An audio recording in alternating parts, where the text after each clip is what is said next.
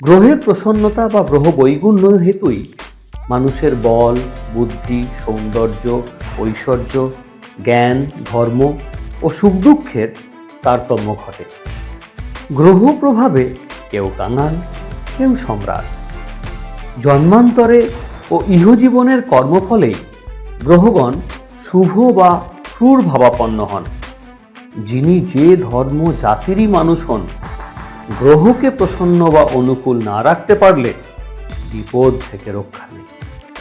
এই গ্রহকে প্রসন্ন ও অনুকূল করার 9টি উপায় অবশ্য আছে। সেগুলি হল গ্রহযোগ, গ্রহ হোম, গ্রহ পূজা, গ্রহ স্নান, গ্রহরত্ন ধারণ, গ্রহৌষধ ধারণ, গ্রহ কবচ ধারণ, গ্রহ মন্ত্র জপ এবং গ্রহ স্তব ও প্রণাম।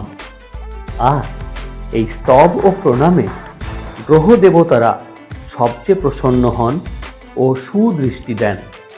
তাই বঙ্গবার্তা গ্রহদের তুষ্ট করার জন্য সেই স্তব ও প্রণাম জানাচ্ছে আপনাদের। জানিয়ে রাখি, গ্রহগণের মধ্যে মঙ্গল, শনি এবং রাহু ও কেতু স্বভাবতই ক্রূর প্রকৃতির। তাই তারা বিরূপ হলে মানুষের দুঃখের আর অন্ত থাকবে না। এই গ্রহ দেবতার মধ্যে শনির দৃষ্টি ভয়াবহ।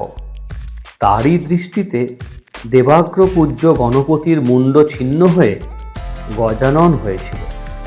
ফলে মানুষ তো দূরস্ত, স্বয়ং দেবতারাও এই গ্রহের কোপ দৃষ্টি হতে রক্ষা পান না।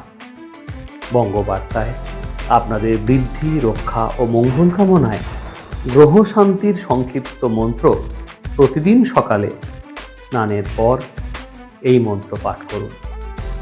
আপনাদের শ্রীবৃদ্ধি কামনা করে বঙ্গবার্তা।